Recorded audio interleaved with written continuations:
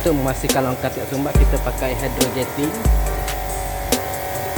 So seterusnya terus ke manifold yang the next, dia keluar. So